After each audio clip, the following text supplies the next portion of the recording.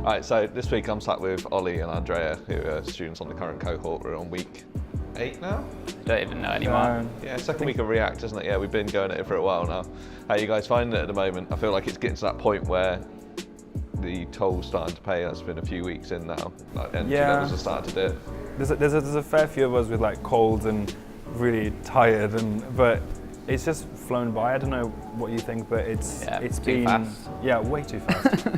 The fact that we'll be getting a job in we'll be looking for work in 4 weeks is just kind of, it feels too soon. Yeah, for sure. Having seen where you guys started from and where you are now, it feels like you progressed so much in that time. Like another 4 weeks, of course you get jobs. You guys are going to be ready in 4 weeks' time, from my point of view. But I remember what it was like 12 weeks ago when I was in your shoes. I was like, no way I'm going to be job ready.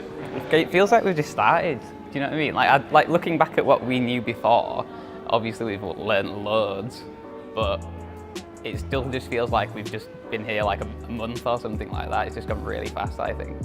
Yeah, and you finding the pace, you're coping with the pace right now? Yeah. You seem to be doing all right. I think the React stuff that we're doing now seems easier to grasp than some of the back-end stuff I've found. I can't decide which one I like more yet. I don't know what I'll want to do in the future, but it seems for me a little bit easier to get. Maybe it's just because we're better now, compared to a few weeks ago. That's, having gone through it a second time, essentially, I realised that the back-end stuff isn't as difficult as I thought it was the first time round. But because you're getting your head around so many new concepts, and then when you get to React, you've understood quite a bit of that already. So you're exposed to React, you're like, oh, okay, I get this, probably because you've done the back-end stuff. If it was the other way around, you probably have the same opinion of back-end and go, oh, it's easy compared to React. Yeah, probably. And you guys already started thinking about your projects, it seems, as well. And what kind of ideas have you got at the moment? Currently, we're thinking about doing an app where you basically punch in your postcode if you wanted to move house. And it'll tell you all the crimes and stuff like that around the area and tell you what it's like, because you can get the police database and get loads of information on all the crimes and stuff like that you could do some interesting, fun things like that, couldn't you? Cool, I like that. I feel that feels achievable in 2 weeks, right? That's the bit that I think takes some filtering out, isn't it? It's what can I do in 2 weeks? Are you on the same project, Andrea? No, what's your project? So we might have gone a bit ambitious. We thought we'd solve the problem of news. Just in general. That was one of my ideas. Exactly. Everyone wants to do it. Exactly, and especially the fact that it's the way news are consumed. It's becoming, well, first of all, it's becoming more and more sort of subjective because it's social media based, a lot of it. And secondly, it's not interactive. It's just kind of boring. It's just you taking in and reading stuff. So what we're doing is we're gamifying it by allowing you to follow certain threads, certain news that you choose, and make predictions on how you think the story is going to develop, and compare that to the predictions of all the other users as well. So to make it kind of interactive and fun, but also very visual, and it's sort of, you can sort of then filter away the kind of fake news and the opinions which are not facts, for example, which is really common in social media. And from there, then we kind of develop this idea and see how it goes. So looking back on your time so far, what have you enjoyed the most? Ooh. Yeah, not because there's nothing to enjoy. I actually enjoyed pretty much every day I've been here. I think possibly when we started working with Watson's definitely actually. Yeah, that's cool, isn't it? I just was amazed by how much it can do and how much you can do with it. Yeah. So that's something that if I was to if someone told me pick one topic and just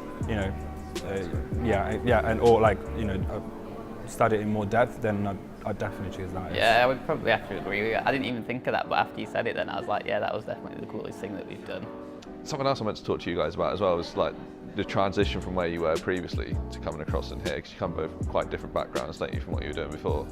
So, Andrea, do you want to tell us a little bit about what you were doing before? So, before this, I was very much in the corporate world, so working with organizations that essentially we advised mainly big law firms on mergers and acquisitions and expansion, team moves, creating and generating teams. And this has been such a such a change, and it's been so positive because it's more creative and it leaves you more space, to just figure out what you want to do, and it's not so sort of profit focused. Yeah. It's much more about making something cool rather than necessarily making something that will sell you know, over and over again. I think it's kind of Targets. exactly, yeah. It's kind of the opposite. It's sort of like, let's make something cool and then see if it can sell, which is the kind of mentality that I sort of thrive in more than what I was doing before, for sure. Awesome. And you, Ollie? Hairdresser. Yeah, I used to work at Trevor's Hobby, which is 5 minutes in that direction, which is on the same street that you used to work actually, in it. But yeah, we didn't even realise. Yeah, apparently I had corporate discount, but I've never been. So that's a bit. yeah, we will have offered his where he used to work corporate discount. That was quite funny. But yeah, completely different environment, but similar in certain ways. Like, it's still very creative. So why did you transition from hairdressing then? Because if you got the creative side, was it more that you wanted logical stuff to come in with it? No, mate, I mean, I guess I just wanted to do something where I can continue learning. Like, I always enjoy learning new things. And this is obviously an industry where it's ever evolving, so that you're just going to be learning throughout the whole career. So it stops it from going a little bit stale for me, if you know what I mean. That's one of my main reasons as well. Yeah. Because things become very boring very quickly if you don't change and improve yourself. Cool. So, last question, I think.